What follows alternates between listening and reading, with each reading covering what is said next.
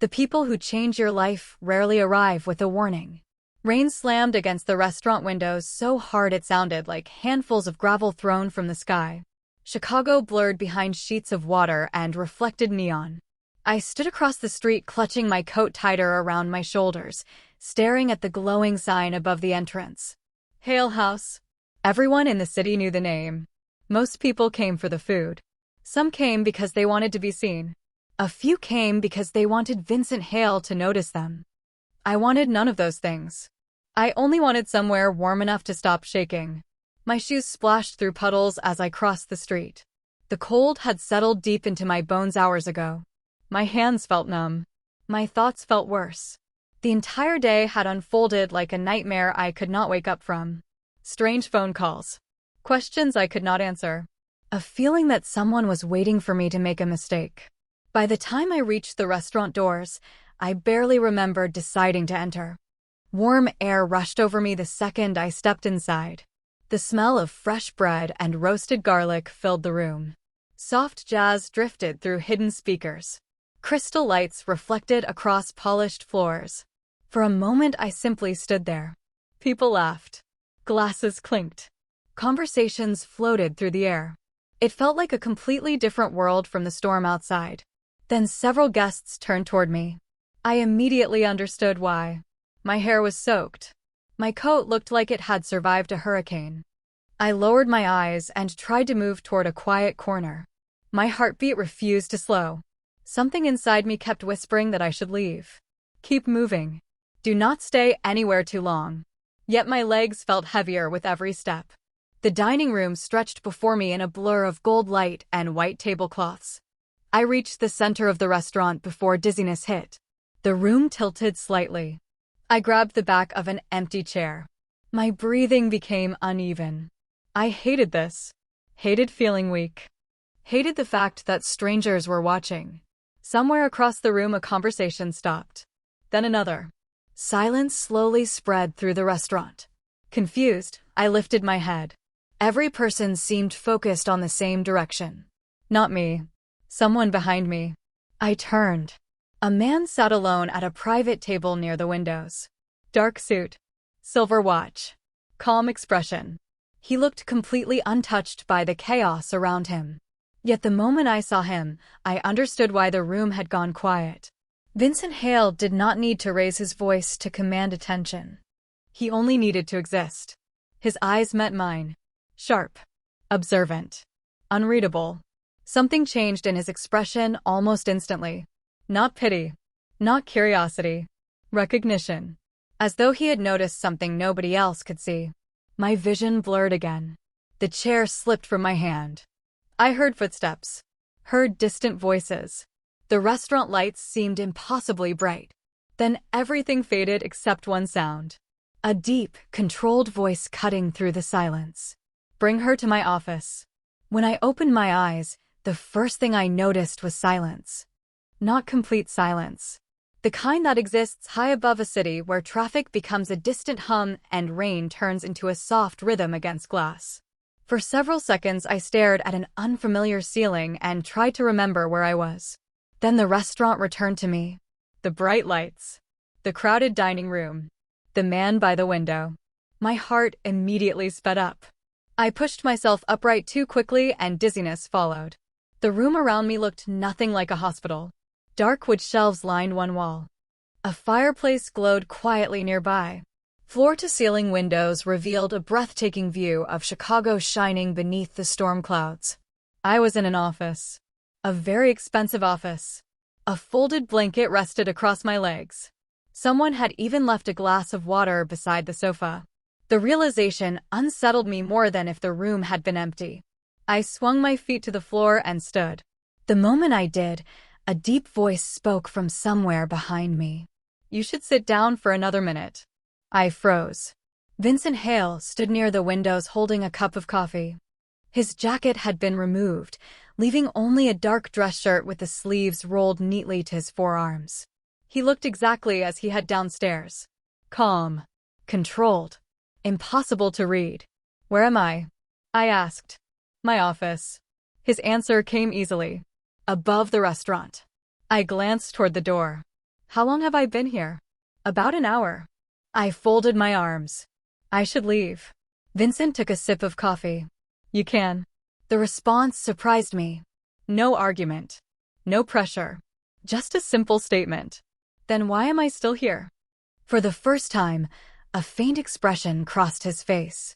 Not quite a smile. More like curiosity. Because you have not walked to the door yet. I hated how accurate that was. The truth was that I did not know where to go. The city suddenly felt too large. Too uncertain. Vincent set the coffee cup down and crossed the room toward a desk. Someone brought your belongings upstairs. My stomach tightened immediately. A small canvas bag rested on the desk. Relief washed through me when I recognized it. Everything important was inside. My wallet. My phone. The notebook I carried everywhere. And one other thing. Before I could stop myself, my eyes darted toward a hidden pocket sewn into the lining. Vincent noticed. Of course he noticed. Men like him probably noticed everything. He did not comment. Instead, he opened a drawer and removed a clean towel. You are still soaked. He placed it on the desk between us. The gesture felt strangely normal. Almost human. Not at all what I expected from the man everyone whispered about. I reached for my bag and checked the hidden pocket. The small brass key was still there. Relief hit me so quickly that I nearly sighed. Unfortunately, Vincent saw that too. His gaze settled briefly on the pocket before returning to my face. Interesting. My pulse quickened. What is? He leaned against the desk. Whatever is important enough for you to check before your phone. The room suddenly felt much smaller. Rain continued tapping against the windows. Neither of us spoke for several seconds. Then Vincent glanced toward the key-shaped outline hidden beneath the fabric and quietly said, "Grace, where did you get that key?" Some questions feel simple until you realize the answer has been waiting for you your entire life. I stared at Vincent and tightened my grip on the canvas bag. The brass key suddenly felt heavier than it ever had before. For years it had been nothing more than an object I carried out of habit. Something my father left behind after he passed away. Something I never fully understood. Now, sitting inside the office of one of the most powerful men in Chicago, I realized it might be the reason everything around me had started to unravel. My father gave it to me, I said quietly. Vincent remained still. When? A few months before he died. Saying the words out loud brought back memories I had spent years trying not to revisit. My father sitting at our kitchen table. The afternoon sunlight coming through the curtains. The tired look in his eyes. At the time, I thought he was simply worried about his health. Looking back, I was no longer certain. Did he explain what had opened? Vincent asked. I shook my head. No. He only told me to keep it safe. The room fell silent. Rain continued tapping softly against the windows. Vincent studied me for several seconds before speaking again. And you never tried to find out? I let out a nervous laugh. I was 20 years old. I thought it belonged to some old storage unit or filing cabinet. For the first time, something close to amusement appeared in his expression. Fair enough. He walked toward his desk and opened a drawer. Several moments later, he returned holding a tablet. After typing a few commands, he turned the screen toward me. Describe the key. I hesitated but eventually did. Brass. Small. A number engraved along one edge. A symbol I never recognized. Vincent entered the details without speaking. The search took less than a minute. Then his expression changed. Not dramatically. Just enough for me to notice. My stomach tightened instantly. What is it? He looked at the screen again before answering. The symbol belongs to a private storage company. My pulse quickened. Still operating? Barely. He enlarged a document. An old company logo appeared beside a Chicago address. Most of their facilities closed years ago. I stared at the screen. Something about the address seemed familiar. Not because I had visited it. Because I had seen it recently. Then the realization hit me. My breath caught. That address. Vincent looked up. You know it? I nodded slowly. It was written on a piece of paper someone left in my mailbox last week. The room instantly felt colder. Vincent lowered the tablet. Every trace of amusement disappeared. You did not mention that before. I did not think it mattered. Grace. His voice remained calm, but there was a warning beneath it now. It matters. Before I could respond, a knock sounded at the office door. One of Vincent's security managers entered carrying a sealed envelope. This arrived 10 minutes ago.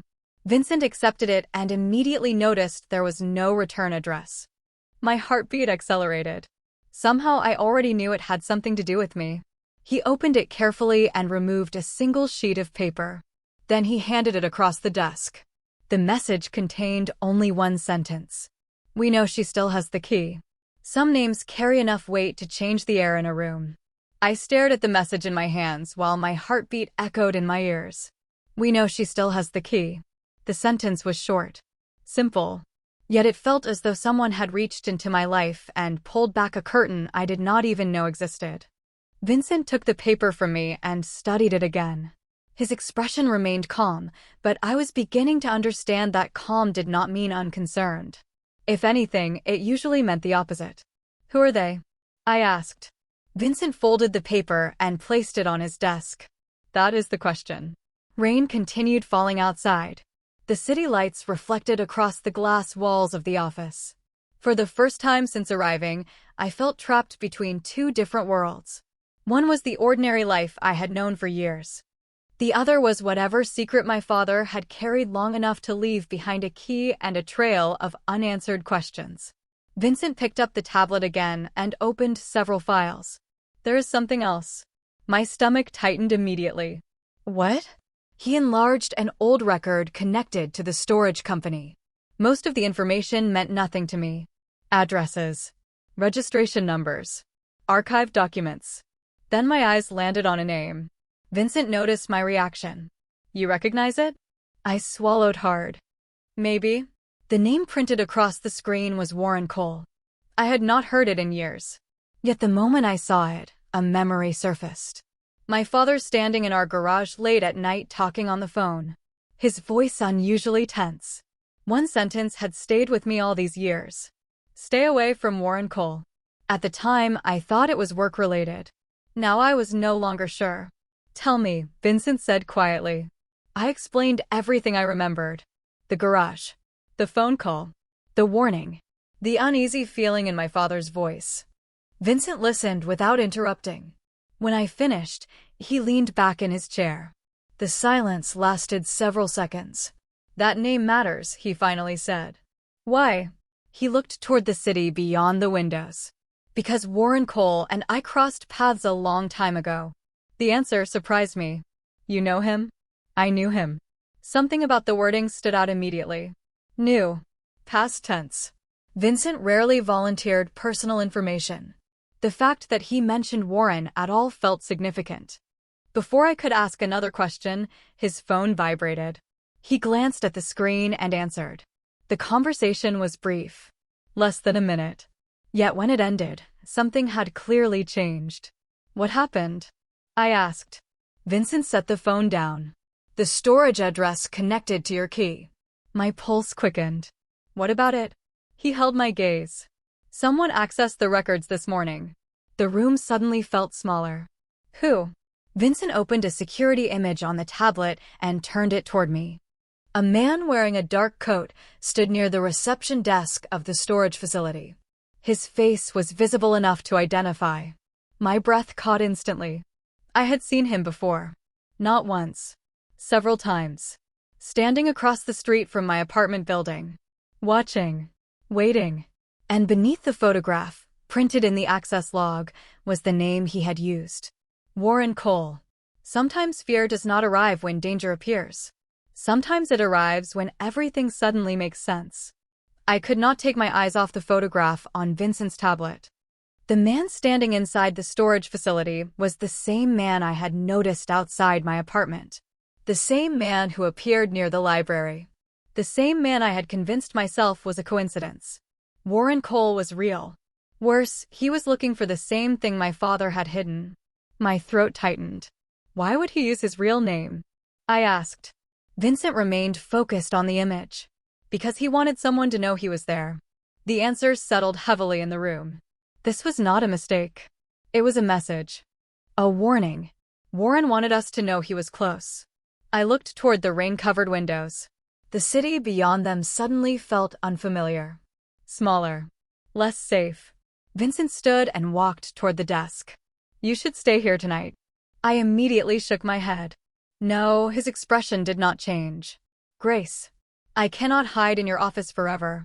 The words came out sharper than I intended. Vincent remained calm. That is not what I am suggesting. I grabbed my bag from the chair. I need my own clothes. I need to think. For several seconds, neither of us spoke. Then Vincent nodded once. If you insist. The answer surprised me. I expected an argument. Instead, he simply reached for his phone. You will not be alone. Less than an hour later, I stood outside my apartment building. The rain had finally stopped. Streetlights reflected across wet pavement. Everything looked normal. Yet the moment I stepped inside, a strange feeling settled into my stomach. Something was wrong. I climbed the stairs to the third floor and stopped in front of my door. The lock was intact. The hallway was quiet. Still, the uneasy feeling remained. Slowly, I pushed the door open. My breath caught instantly. Nothing had been stolen. Nothing had been destroyed. Yet someone had clearly been inside. Books sat out of place. Kitchen drawers stood slightly open. A chair near the window had been moved several inches. The changes were subtle, deliberate, as though whoever entered wanted me to notice. My pulse raced. Behind me, one of Vincent's security officers quietly stepped into the apartment. He surveyed the room and immediately reached for his radio. I stood frozen beside the doorway. Then I saw it. A small envelope resting on my kitchen table. White. Unmarked. My name written across the front. Grace. My hands trembled as I picked it up. Inside was a single photograph. An old photograph. My father stood beside another man outside a building I did not recognize. Both were smiling. Both looked younger. On the back, written in black ink, were 6 words. Ask Vincent about the fire. My heartbeat nearly stopped. Because for the first time since meeting him, I realized Vincent Hale might know far more about my father's past than he had ever admitted. The past has a way of returning when you finally stop looking for it. I stared at the photograph all the way back to Vincent's office. The image rested in my lap like a weight I could not put down. My father stood beside an unfamiliar building. The other man remained a mystery. But the message on the back changed everything. Ask Vincent about the fire. The moment we entered the office above the restaurant, I turned toward him. What fire? For the first time since we met, Vincent did not answer immediately. He removed his coat, placed it over a chair, and walked toward the windows overlooking the city. The silence stretched longer than I expected. My pulse quickened. You know exactly what it means. Vincent nodded once. Yes. The honesty surprised me. Then tell me. He looked down at the traffic moving far below. 15 years ago, there was a warehouse on the south side of Chicago. The room seemed to grow quieter. What kind of warehouse? Record storage. My stomach tightened. And my father was connected to it? Vincent finally turned around. Your father worked there temporarily. The answer made no sense. My father had been an accountant. Organized. Careful. Ordinary. Nothing about warehouse records sounded important enough to explain everything happening now. Vincent seemed to understand my confusion. The building contained financial archives belonging to several companies. My heartbeat accelerated. Including Warren Cole? Vincent held my gaze. Including Warren Cole. The realization landed hard. Suddenly the key. The messages. The storage company. Everything felt connected. I stepped closer. What happened to the warehouse? Vincent's expression darkened slightly. Not with anger. With memory. There was a fire. The word echoed in my mind. Fire. The same word written behind the photograph. Was anyone hurt? I asked quietly. Vincent shook his head. No, relief washed through me. Then why does it matter? For several seconds, he said nothing. Then he opened a drawer and removed an old newspaper clipping sealed inside a protective sleeve. He handed it to me. The headline immediately caught my attention. Archive fire destroys decades of corporate records. My eyes moved lower. Then my breath caught. 2 names appeared in the article. Warren Cole. And my father. I looked up immediately. My father was there. Vincent nodded. Hours before the fire. My hands trembled slightly. You knew him? Briefly. The answer stunned me. Every new revelation seemed larger than the last. Before I could ask another question, a security manager entered the office carrying a tablet. His expression was unusually serious. Sir. Vincent accepted the device. As he read the report, his jaw tightened almost imperceptibly. What happened? I asked. He turned the screen toward us. Several security camera images filled the display. One photograph showed a manager from the restaurant speaking with someone outside a service entrance earlier that evening. Another showed the same employee making a phone call immediately afterward. Who is he? I asked. Vincent's voice became very calm. Someone who should not have known where you were. My stomach dropped. The security manager spoke quietly. We traced multiple calls. Vincent looked back at the screen. To whom? The answer came instantly. Warren Cole. The people who betray you rarely stand across the room. They usually stand close enough to shake your hand. I stared at the security images while a cold feeling settled in my chest. The restaurant manager looked ordinary. Someone I had probably walked past without noticing. Yet somehow he had been sharing information with Warren Cole. The realization made the entire situation feel more real. More personal. Vincent remained focused on the screen. His expression revealed nothing, but the atmosphere inside the office had changed. Even the security manager seemed more careful with his words. How long? Vincent asked quietly. At least several months, the security manager replied. Possibly longer. My stomach tightened. Several months. That meant the connection existed long before I walked into the restaurant. Vincent nodded once. Bring me everything. The manager left immediately. No questions. No hesitation. The door closed behind him. Silence returned. I looked at Vincent. You trusted him. He glanced toward me. Yes. The answer carried no anger. Somehow that made it worse. Trust was difficult to earn. Losing it always cost more than people expected. Vincent walked toward the desk and picked up the old photograph showing my father. Your father was investigating something. I folded my arms. You keep saying that. Because it is true. He placed the photograph beside the newspaper article. The warehouse fire destroyed records. And? Vincent met my eyes. Your father believed copies existed somewhere else. My pulse quickened. The storage box. Most likely. Suddenly the brass key inside my bag felt heavier than ever. For years it had been nothing more than a keepsake. Now it seemed connected to everything. The messages. Warren Cole. The warehouse. Even the people following me. I sat down slowly. What if the box is empty? Vincent shook his head. Then Warren would not be looking for it. The answer made perfect sense. Before I could respond, another memory surfaced unexpectedly. My father standing in our garage. A cardboard box beside his truck. A sentence I never understood until now.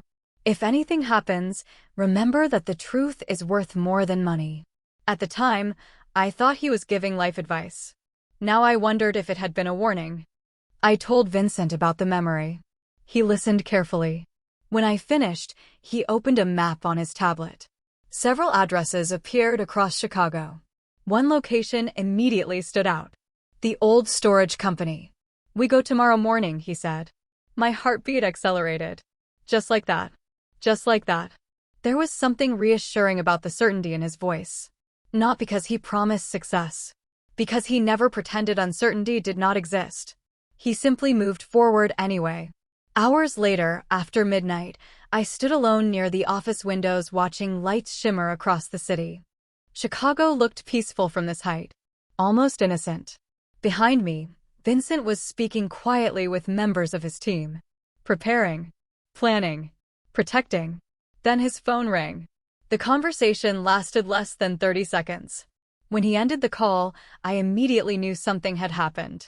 What is it? I asked. Vincent lowered the phone slowly. His eyes settled on me. The storage facility called. My breath caught. And? The room became very still. Someone tried to access the box tonight. My pulse raced. Did they get it? Vincent shook his head. Relief flooded through me. Then he spoke again. But they left something behind. What? Vincent turned the phone screen toward me. A photograph filled the display. Resting on the storage office counter was a folded note. Across the front, written in black ink, were 3 words that made my heart stop. For Grace Miller. Some choices change your future long before you realize you have made them. I barely slept that night. Every time I closed my eyes, I saw the note resting on the storage office counter. For Grace Miller. 3 simple words. Yet they felt more unsettling than any threat. Whoever left the note wanted something different now. They no longer wanted only the key. They wanted me. By sunrise, Vincent and I were already on our way across Chicago. The storm had passed. Pale sunlight reflected from office towers and wet streets. The city looked ordinary again. That almost made everything feel stranger. I sat in the passenger seat staring at the brass key in my hand. For years it had lived inside a hidden pocket of my bag. Forgotten. Ignored. Now it seemed to connect every mystery surrounding my father's past. Vincent drove in silence for most of the trip. Not uncomfortable silence. Focused silence. The kind that appeared whenever he was thinking several steps ahead. We arrived at the storage facility shortly after 8 in the morning. The building looked older than I expected. Brick walls. Narrow windows. A faded company sign hanging above the entrance. Nothing about it suggested people had spent years searching for something hidden inside. Yet the moment I stepped from the vehicle, my heartbeat accelerated. The manager met us at the front desk. He handed Vincent the folded note immediately. I watched as Vincent opened it and scanned the contents. His expression revealed nothing. What does it say? I asked. He handed it to me. The message contained only one sentence. If she wants the truth, open the box. I read the words twice. Then a third time. There was no signature. No explanation. Just a challenge. A choice. Vincent looked toward the hallway leading deeper into the building. Ready? I swallowed hard and nodded. The manager escorted us through several security doors before stopping in front of a long corridor lined with storage units. My pulse quickened with every step. Then we reached the final door. The number matched the one engraved on the brass key. My hands trembled slightly as I removed it from my pocket. Vincent did not rush me. He simply stood beside me. Present. Steady. The lock clicked almost immediately. The sound echoed through the hallway. Slowly, I opened the door. Inside sat a single metal box. Smaller than I expected. Dust covered the lid. Nothing else. No stacks of documents. No hidden fortune. Just one sealed container waiting quietly in the darkness. My breath caught. This was it. The thing my father had protected. The thing Warren Cole wanted. The thing strangers had followed me for. Together, Vincent and I lifted the box onto a nearby table. For a moment, neither of us moved. Then I opened it. Inside were photographs. Financial records. Letters. Old notebooks. Years of carefully preserved documents. Near the bottom rested a sealed envelope with my name written across the front in my father's handwriting. Tears immediately filled my eyes. I carefully opened it and unfolded the letter inside. The first sentence changed everything. Grace, if you are reading this, then Warren Cole finally knows what I discovered. My hands shook as I continued reading. Halfway down the page, I stopped breathing altogether. Because my father had not hidden evidence against Warren Cole. He had hidden proof that someone much closer had helped him. Someone still working inside Vincent Hale's organization. The truth does not always destroy the people who find it. Sometimes it finally sets them free. I stared at the letter while my hands trembled. The storage facility seemed to disappear around me. The words on the page were all that existed. My father had spent years protecting evidence, but the final secret was not about Warren Cole alone. Someone inside Vincent's organization had quietly helped Warren bury financial records connected to the warehouse archives. Someone trusted. Someone close. I looked up slowly. Vincent stood across the table, watching me carefully. What does it say? His voice remained calm. I handed him the letter. Silence filled the room as he read. For several long moments, neither of us spoke. Then he exhaled slowly and placed the paper beside the box. I know who this is. My pulse quickened. You do? Vincent nodded. And I should have seen it years ago. There was disappointment in his voice. Not anger. Not denial. Disappointment. Somehow that felt heavier. We spent the next several hours reviewing the documents hidden inside the box. Every page connected another piece of the puzzle. Financial transfers. Property records. Correspondence. My father had documented everything. Warren Cole had spent years protecting secrets that should never have remained hidden. More importantly, the records proved that my father had tried to expose the truth long before anyone knew what was happening. The man I remembered as quiet and ordinary had been far braver than I ever realized. By late afternoon, Vincent's legal team had verified the documents. The evidence was real. Complete. Strong enough to speak for itself. No dramatic confrontation followed. No grand showdown.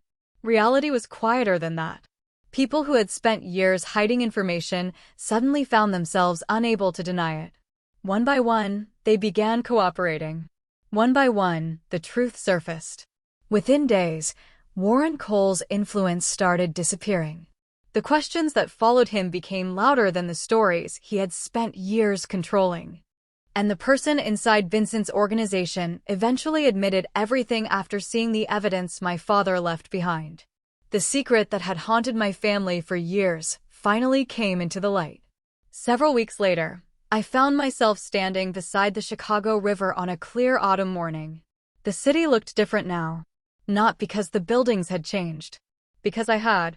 For the first time in years, I felt like I could breathe without looking over my shoulder. The fear was gone.